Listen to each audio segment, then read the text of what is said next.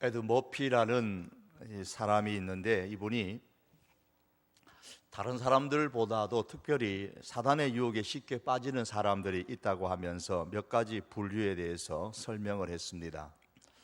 그 첫 번째는 죄가 있는 환경 가운데 있는 사람들이 사단의 유혹에 쉽게 빠진다 그랬습니다.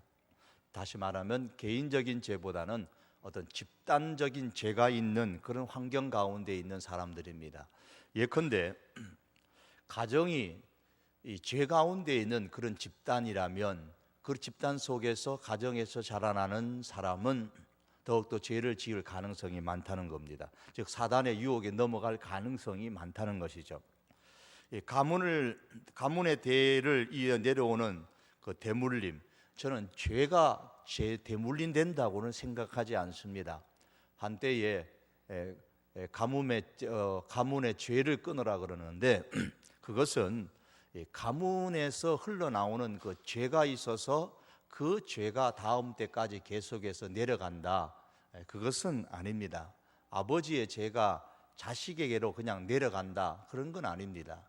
성경 가운데 부모가 하나님을 잘 믿음에도 불구하고 그 자녀가 죄의 길로 가는 그런 사람이 있는 반면에, 또한 부모가 하나님을 잘 믿지 않고 악하게 살았음에도 불구하고 그 다음 때의 자녀의 곁에 가서는 정말 하나님의 축복을 받는 그런 가정도 성경에서 많이 볼 수 있습니다.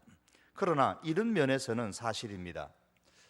이제 집안이 대대로 하나님을 섬기지 아니하고 우상을 많이 섬기는 그런 가정이라면 그런 환경은 그 자녀에게 영향을 많이 끼칠 수가 있습니다. 예컨대 어떤 사람이 죄에 깊이 빠져서 하나님께 반항하는 그런 가정 속에서 자라났다면은 그 사람의 세대나 혹은 자기 다음 세대의 자녀들이 사단의 영향을 남다리 많이 받을 가능성이 있다는 겁니다. 왜냐하면 사단의 영향에 과거로부터 매우 익숙해져 왔기 때문에 그런 익숙함 속에서 그 자녀 역시도 사단에 노출되는 환경이 훨씬 더 많기 때문에 사단의 유혹에 빠지기가 다른 사람들보다 쉽다는 것이죠. 또한 하나는 학대받는 사람들입니다.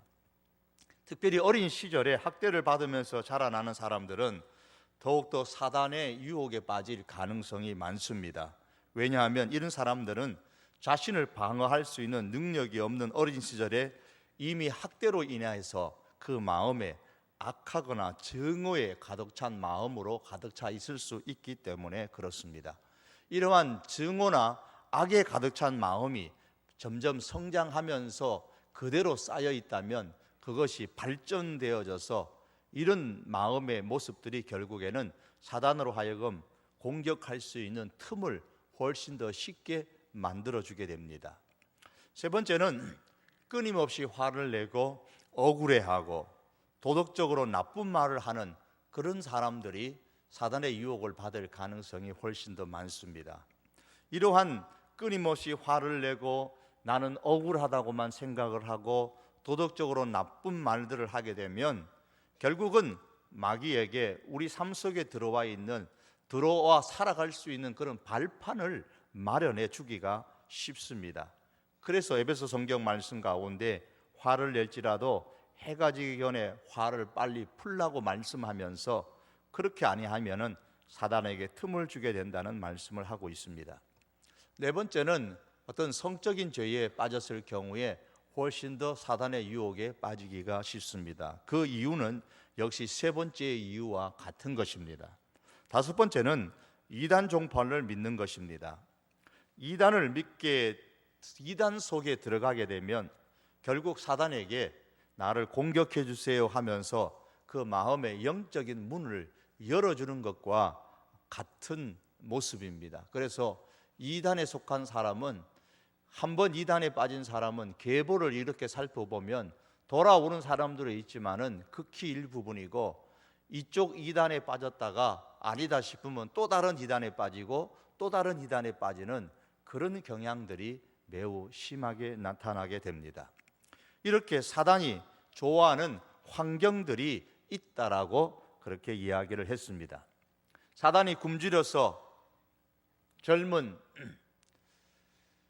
사자가 굶주려서 표하면서 삼킬 자를 찾고 있는 이런 시대이기 때문에 어떻게 하든지 우리가 하나님을 경외하는 의미 있는 일에 가능한 많은 시간을 할애하고 그런 기회들을 많이 만들어 참여하는 사람이, 다시 말하면 지난 주일에 말씀드린 세월을 아끼는 그런 사람이 지혜로운 사람이라 말씀을 드렸습니다. 그런데 성도로서 의미 있는 기회들을 가능한 많이 만들어 참여하려면 무엇보다도 하나님의 뜻이 무엇인가를 잘 이해를 해야 됩니다. 그래서 17절의 말씀에서 주님의 뜻이 무엇인가를 이해하라고 했습니다. 그럼 여기서 말씀하는 주의 뜻은 과연 무엇일까요? 저는 지난 금요일에 주님의 뜻에 대해서 몇 가지를 말씀을 드렸습니다. 요지를 여러분 기억하실는지 모르지만 이런 겁니다. 다시 반복하면 주님의 뜻을 알려면은 크게 세 가지를 유념을 해야 됩니다. 하나는 주님의 뜻을 알기 전에 먼저 주님의 뜻에 순종하려는 의지의 결단이 먼저 앞서야 된다, 그렇게 말씀을 드렸습니다. 두 번째로는 하나님의 뜻에 대한 이해는 성공 여부로 결정하는 것이 아니고 방향으로 결정해야 한다고 말씀을 드렸습니다. 따라서 하나님의 뜻을 이해하려면 기본적으로 방향을 잘 잡아야 됩니다. 방향의 기본은 하나님의 나라와 하나님의 의를 구하는 것입니다. 하나님의 나라라는 말은 결국은 하나님을 나의 주인으로 인정하고 하나님의 다스림을 받는 것이고, 그러할 때에 하나님의 의를 우리가 구할 수 있게 되고, 그로 통해서 하나님과의 나와의 관계가 바로 정립되게 되는 것입니다. 이것이 방향을 바로 잡는 것입니다. 세 번째는 주님의 뜻을 알기 위해서는 현재 내게 주어진 기회에 하나님을 섬기고 높여야 합니다.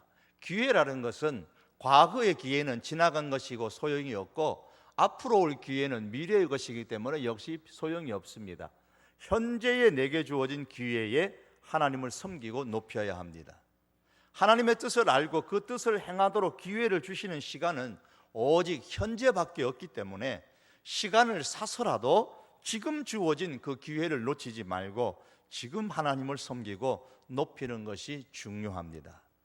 그런데 오늘 본문에서는 주님의 뜻을 알고 지혜 있는 자같이 행할 수 있는 한 가지를 제시하고 있습니다. 그것이 바로 18절의 말씀입니다. 본문이 말씀하는 주님의 뜻은 바로 그 다음 절에 나오는 18절의 말씀, 술 취하지 말라, 이는 방탕한 것이니 오직 성령으로 충만함을 받으라 입니다. 제가 말씀을 준비하면서 고민한 것은 이 한 절의 18절의 말씀을 가지고 오늘을 강론을 할까, 아니면 18절에서 21절의 말씀 전체를 가지고 강론을 할까 고민을 하다가 오늘 21절까지의 말씀을 가지고 강론을 하기로 하고, 18절 한 절에 관한 말씀은 다음에 기회가 있으면 산상 기도에 따라 그런 기회를 봐서 말씀을 드리려고 합니다. 술로 충만하여 술에 취하지 않고 성령으로 충만함을 받는 것이 하나님께서 원하시는 뜻입니다. 현대인들 사이에 요즘에 건강과 마음에 대한 관심이 매우 많아졌죠. 그래서 마인드 컨트롤이란, 즉 마음을 다스린다라는 말을 많이 씁니다. 또 이 건강과 또 이 마음에 대해서 얘기하면서 힐링이란 말을 오늘날 참 많이 쓰고 있습니다. 그래서 힐링 프로그램도 나오고 TV에서 힐링 여행이라는 말도 쓰고 힐링 음이라는 말도 쓰기도 하고, 힐링이라는 말을 앞에 붙이면서 많이 여기저기서 사용을 요즘 하고 있습니다. 결국 힐링은 마음을 잘 컨트롤하면 되는데, 어떻게 하면 내가 내 마음을 잘 컨트롤, 즉 잘 다스릴 수 있을까? 그렇게 되면은 힐링, 다시 말하면 치유가 되고 건강할 수 있다고 말합니다. 그래서 명상이라는 것도 해보고 마음 수련이라는 것도 참석을 해보고 요가 같은 것도 하면서 마음을 다스려 보려고 애를 쓰는 사람들이 현대인들 가운데 많이 있습니다. 왜 그렇게 애를 씁니까? 내 마음임에도 불구하고 내 마음대로 잘 통제가 안 되기 때문입니다. 다시 말하면 내가 내 스스로 내 마음을 잘 다스리지 못하기 때문입니다. 그래서 마음을 한번 잘못 쓰므로 인해서 한평생 후회하는 일들이 생기기 때문에 그렇습니다. 또 어떤 사람들은 마음을 비우면 된다 그럽니다. 그래서 마음을 비우기 위한 여행을 떠나고 마음을 비우는 그런 수행을 합니다. 그렇게 해서 아무런 욕망도 없이 마음을 깨끗이 비워버리면 골치 아픈 문제가 해결되고 건강도 회복된다, 그렇게 말을 합니다. 힐링이 된다는 것이죠. 그러나 마음을 비운다는 것이 그렇게 이론적으로 가능한데 실제로 어떻습니까? 마음이 잘 비워지지 않는다는 게 문제입니다. 잘 안 됩니다. 마음을 비운다는 게. 힐링 여행을 떠나고 힐링 음악을 듣고 힐링 프로그램에 참여하고, 그런데 그래서 마음을 비울 수 있으면 참 좋겠는데 비우려고 하면 할수록 온갖 것들이 마음에 더 들어오는 듯한 느낌을 받을 때가 있습니다. 잊어버리려고 하고 싶은데 잊어버리려고 하면 더 또렷또렷하게 생각이 납니다. 그래서 성경에서는 마음을 통제하는 방법이 하나 더 있다 말씀합니다. 그것은 바로 마음을 비우는 것이 아니고 마음을 채우는 겁니다. 무엇으로 채웁니까? 오늘의 말씀에 성령으로 마음을 채우라 그랬습니다. 그러면 즉 성령 충만이죠. 그러면 성령으로 가득 채우면은 성령께서, 즉 내가 마음을 다스리는 것이 아니고 내 안에 충만한 성령께서 내 마음을 컨트롤, 내 마음을 다스리게 되는 것입니다. 내 마음이 통제가 되고 절제가 되는 것입니다. 하나님께서는 하나님의 백성들이 인생을 살아갈 때에 혹은 또 어떤 결정을 내려야 할 때에, 장래에 대한 어떤 계획을 세워야 할 때에 그들을 분명하게 도와주신다고 약속을 하셨습니다. 너는 범사의 그를 인정하라. 그리하면 너의 길을 인도하시리라, 지도하시리라. 너의 행사를 여호와께 맡기라. 그리하면 너의 경영하는 것이 이루리라. 사람이 마음으로 자기의 길을 계획할지라도 그 걸음을 인도하는 자는 여호와이시니라.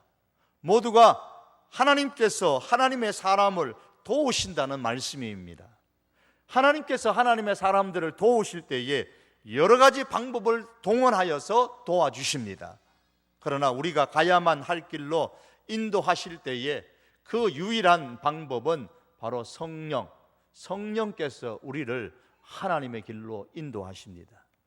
성령님은 모든 성도들 각 사람 속에 사시기 때문에 우리를 너무나도 잘 아십니다. 따라서 아주 다양한 방법으로 우리를 통해서 일하시는 분이 바로 성령이십니다. 성령께서 우리 각 사람 속에 계시기 때문에 어떤 곳에서 어떤 환경 가운데서 산다고 할지라도 성도는 결코 혼자가 아닙니다.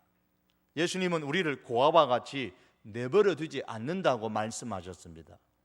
이 말씀을 언제 하셨냐면 성령에 관해서 말씀하실 때에 이 말씀을 하셨습니다.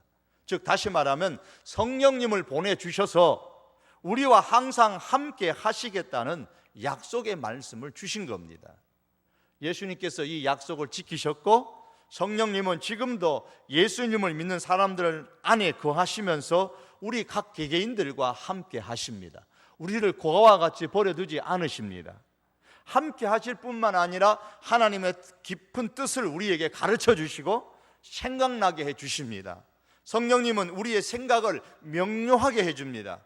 성경에 대한 우리의 이해를 증진시켜 주십니다.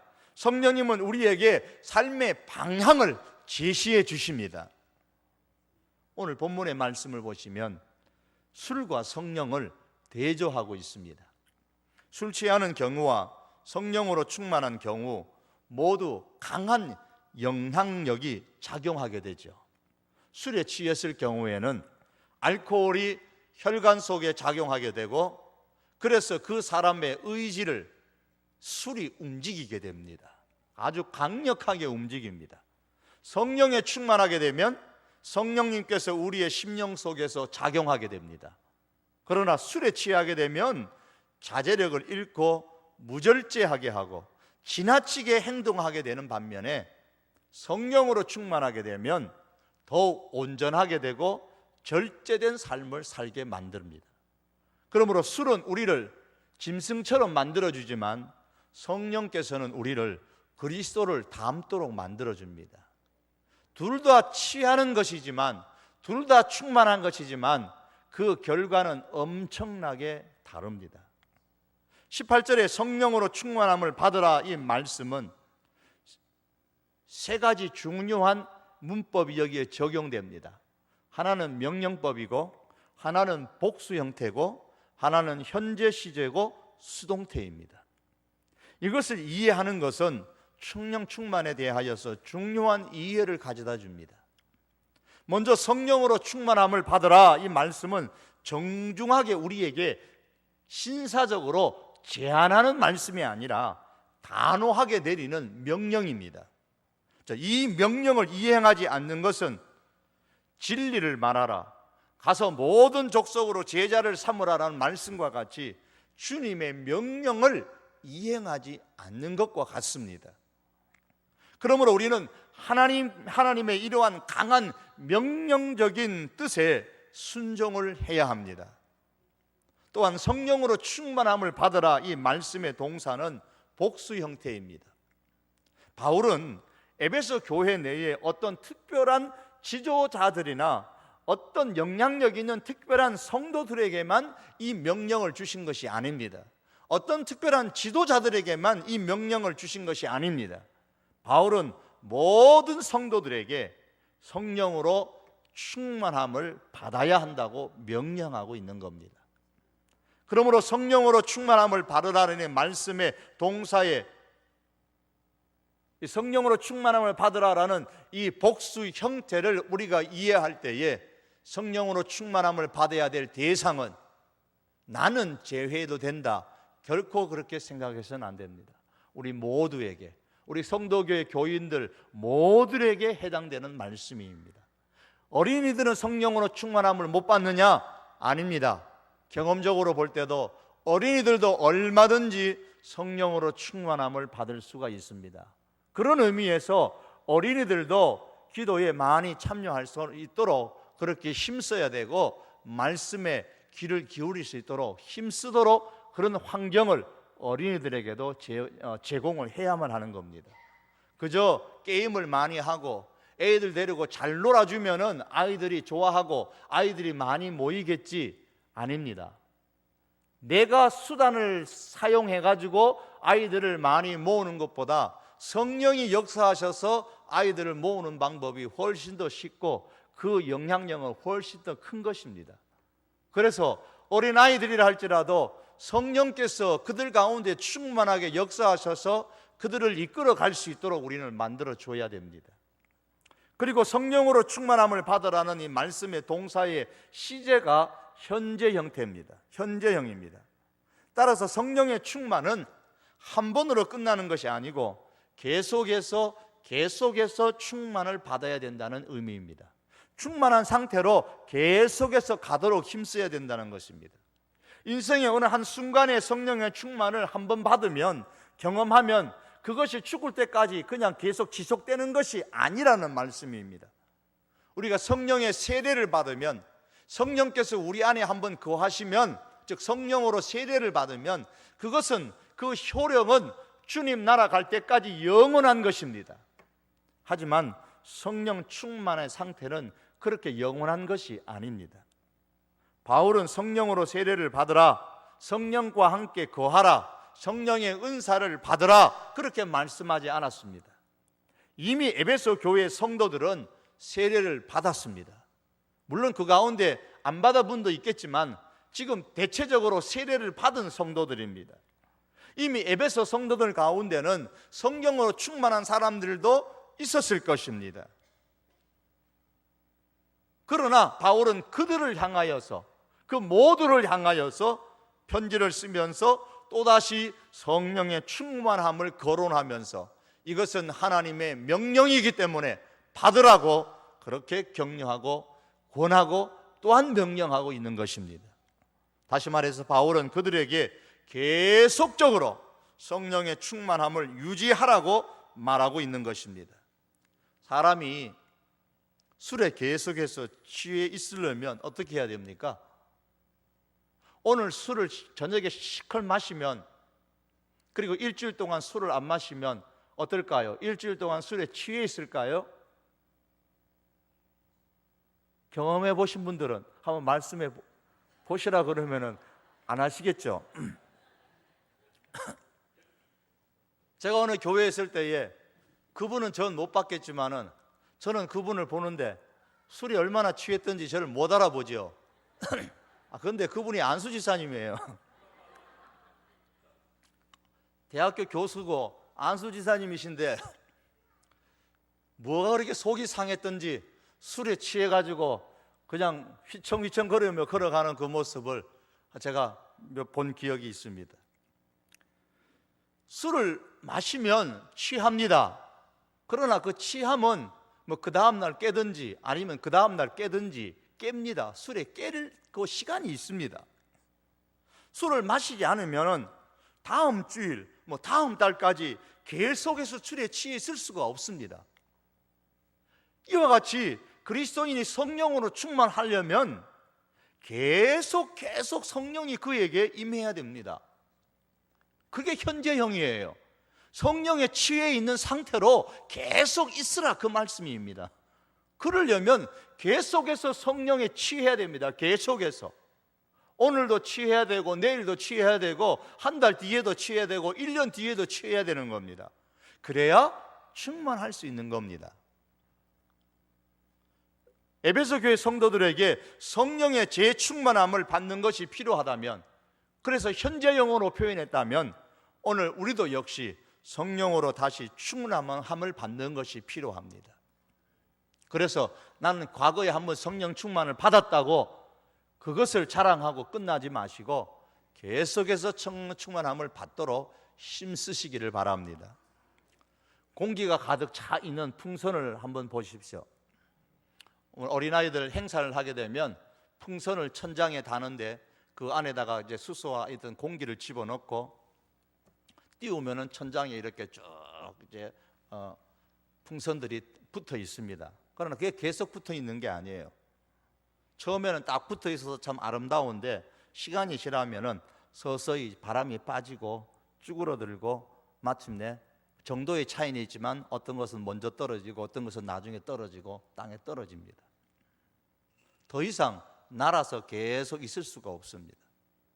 그러나 공기를 다시 채워주면은, 수소를 채워주면은 또다시 풍선은 날 수가 있고 여전히 천장에 그냥 그대로 붙어 있을 수 있죠. 성령으로 충만하는 것도 이런 겁니다. 우리가 늘 주님께 붙어 있으려면은요, 성령으로 충만해야지만 붙어 있어요. 그러나 한번 이렇게 충만하면 어느 정도는 이제 붙어 있다가 이제 바람이 빠지기 시작해요. 충만함이 좀 이제 바람이 빠져요. 그렇게 되면 이 성령, 이 루앗이라는 이 성령이 바람이라는 뜻이거든요.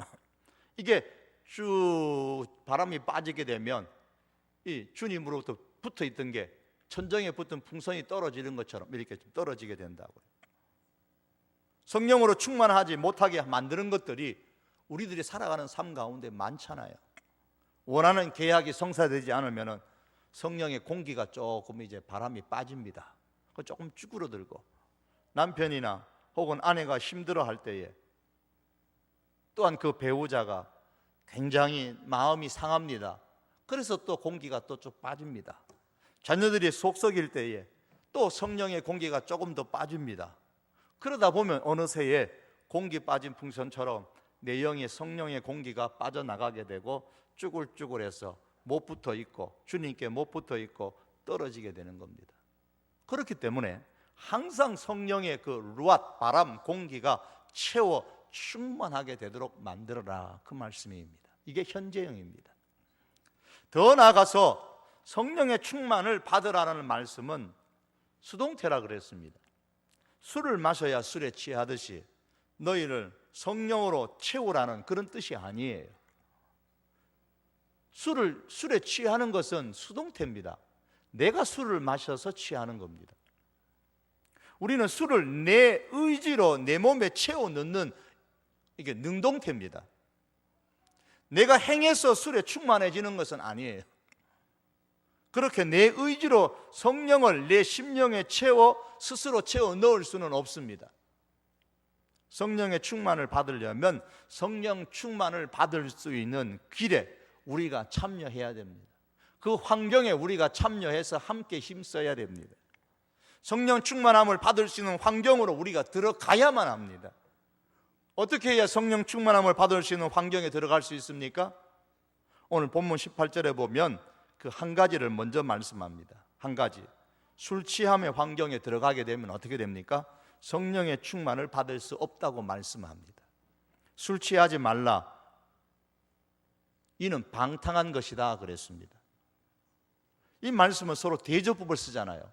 술 취함과 성령 충만을 대조법으로 쓰고 있어요. 대조한다는 말은 술에 취해 있으면 성령으로 충만할 수 없다는 말입니다. 성령으로 충만하면 술에 취해 있을 수 없다는 말입니다. 대조입니다. 서로 반대가 되는 겁니다. 여기서 말하는 이 술이라는 것은 문자 그대로 술을 의미하죠. 그 시대의 에베소 도시의 사람들은 술을 대단히 많이 마셨던 사람들입니다. 환경 자체가 그렇습니다. 술 때문에 방탕한 사람들이 많았던 곳이 에베소 도시이기도 합니다. 잠언서 한번 보실까요?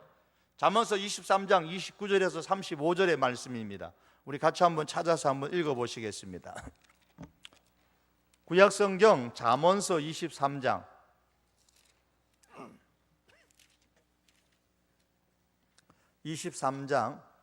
29절 말씀에서 35절의 말씀입니다. 다 찾으셨으면 23장 29절 말씀부터 다 같이 읽습니다. 시작. 재앙이 네게 있느냐? 근심이 네게 있느냐? 분쟁이 네게 있느냐? 원망이 네게 있느냐? 까닭없는 상처가 네게 있느냐? 붉은 눈이 네게 있느냐? 술에 잠긴 자에게 있고 혼합한 술을 구하러 다니는 자에게 있느니라. 폭탄주, 혼합한 술입니다. 31절 계속 있습니다. 포도주는 붉고 잔에서 번쩍이며 순하게 내려가나니 너는 그것을 보지도 말지어다. 그것이 마침내 뱀같이 물 것이요 독사같이 쏠 것이며 내 눈에는 괴이한 것이 보일 것이요 내 마음은 구부러진 말을 할 것이며 너는 바다 가운데서 누운 자 같을 것이요 돛대 위에 누운 자 같을 것이며 내가 스스로 말하기를 사람이 나를 때려도 나는 아프지 아니하고 나를 상하게 하여도 내게 감각이 없도다. 내가 언제나 깰까 다시 술을 찾겠다 하리라.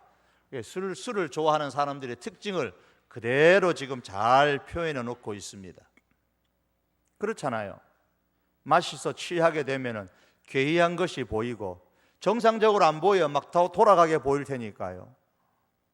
독사같이 쏜다 그랬습니다. 마음이 구부러진 말을 하고요. 돛대에 누운 것처럼 그렇게 현상이 나타나고요.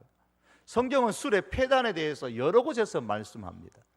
술은 사람을 가난하게 만들고 술은 해를 당하게 만들고 오늘 본문의 내용, 이 잠언 23장의 내용처럼 술은 강포하게 만들고 술은 판단력을 흐리게 만들고 의식을 잃게 만들고 오늘 본문에도 그 내용이 나오지만 창세기 19장에도 나오고 술은 화를 불러일으키고 마음을 빼앗아가고 병을 낳고 사람을 비틀거리게 하고 향락에 빠지게 하는 것이 술의 폐단이라고 말씀합니다.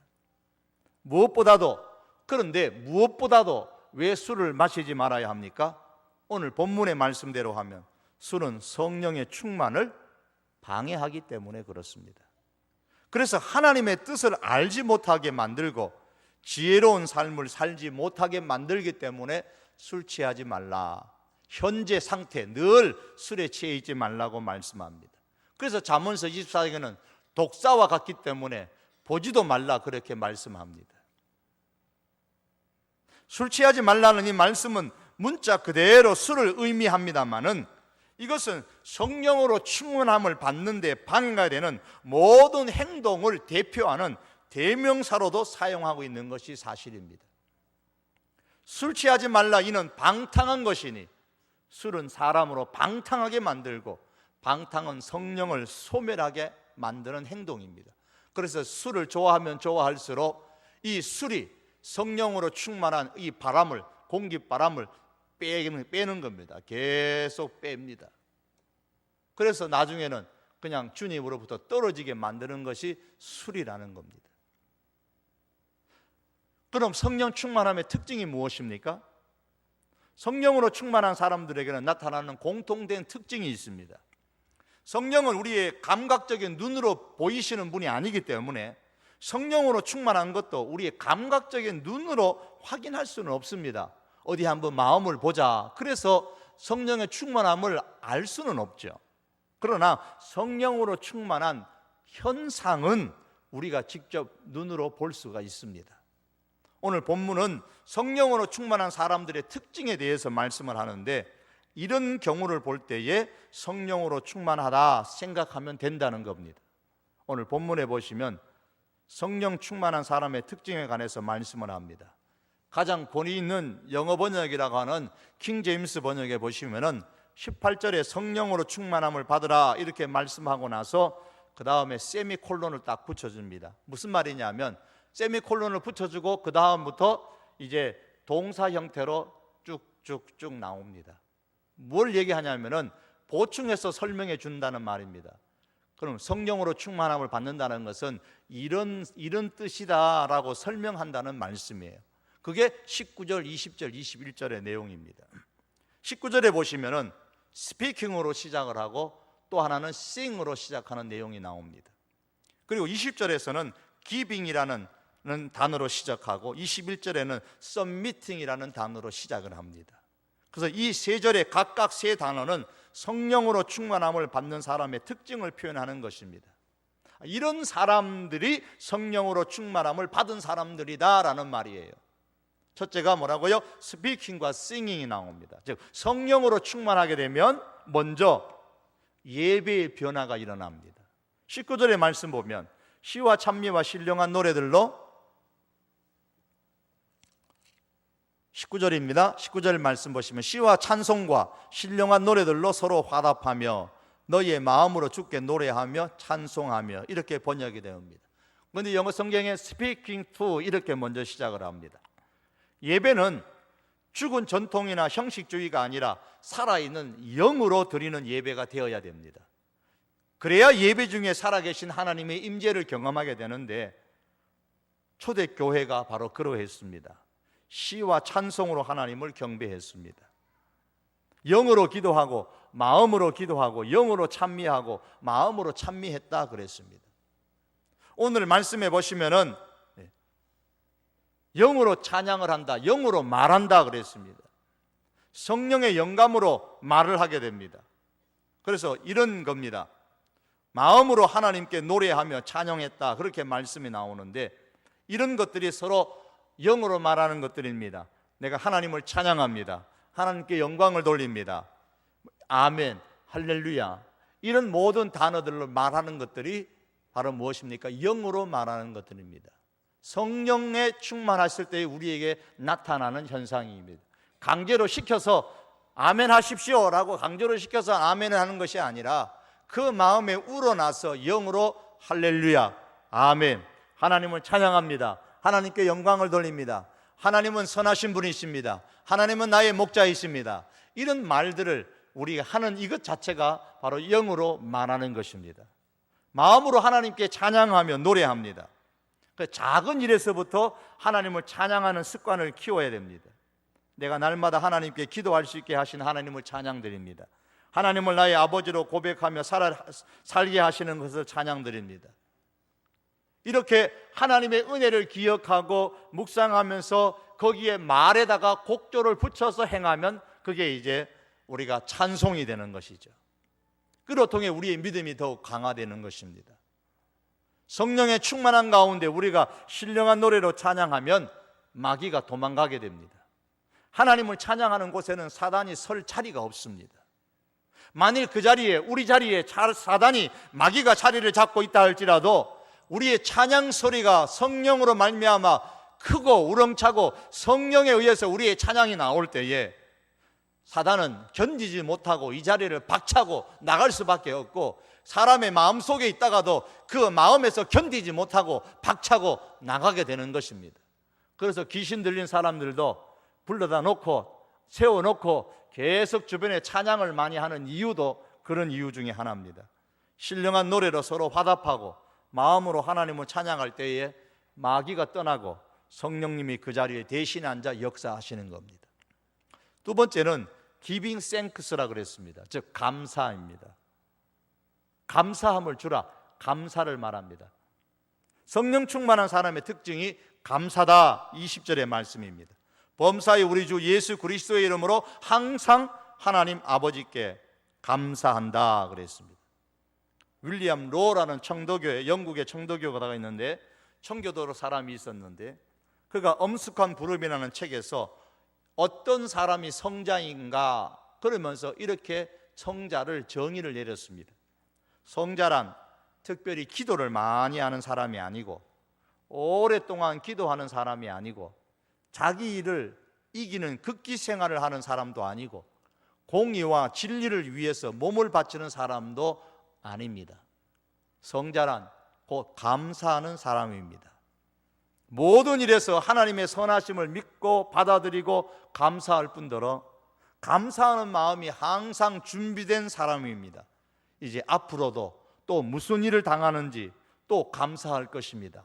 이 사람이 진정한 성자입니다 라는 말을 했습니다.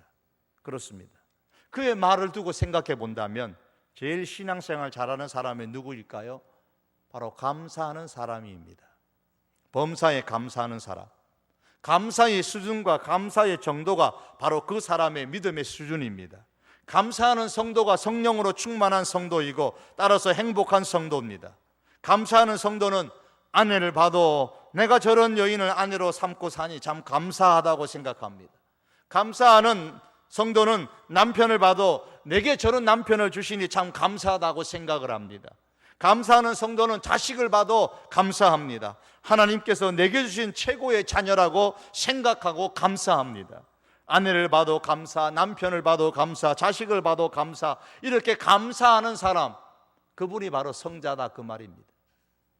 우리 성도교회를 생각하며 교회를 생각해도 감사하고 교인을 생각해봐도 감사하고 아무개 집사님, 아무개 누구를 생각해도 감사하고 그 늘 감사하는 사람이 바로 성자다 그 말씀입니다.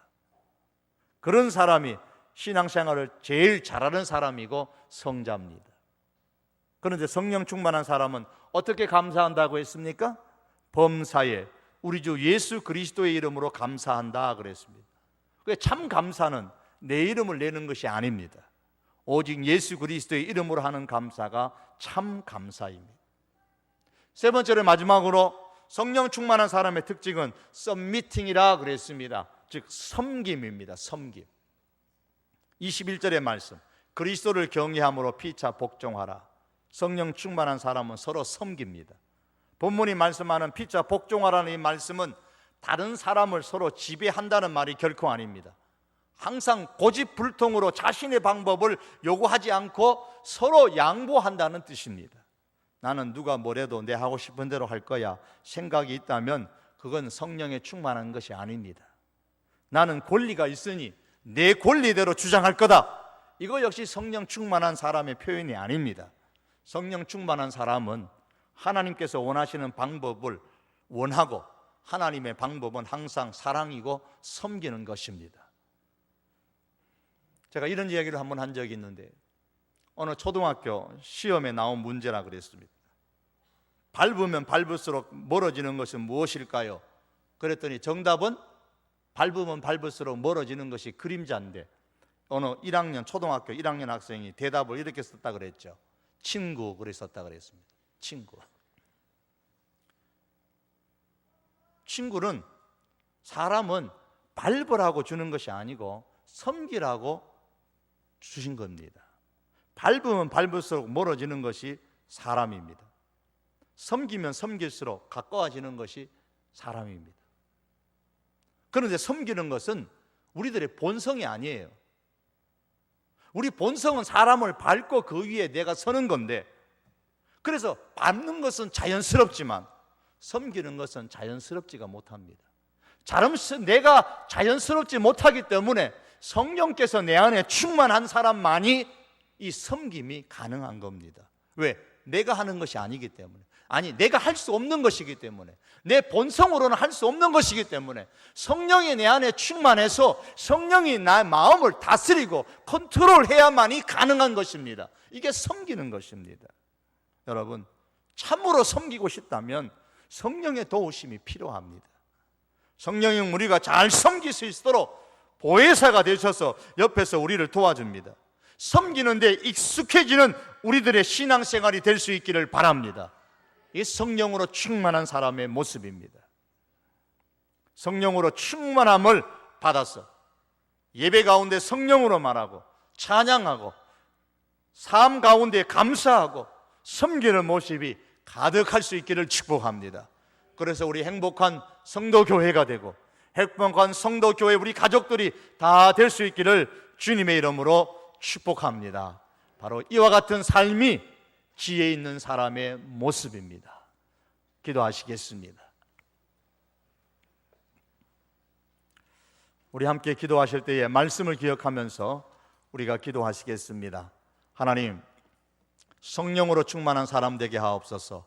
술에 취하지 않게 하시고 세상에 취하지 않게 하시고 그래서 방황하지 않게 하시고 방탕하지 않게 하시고 성령으로 취함으로 성령으로 충만함으로 말미암아 그리스도를 닮는 전 인생이 되게 하여 주시옵소서.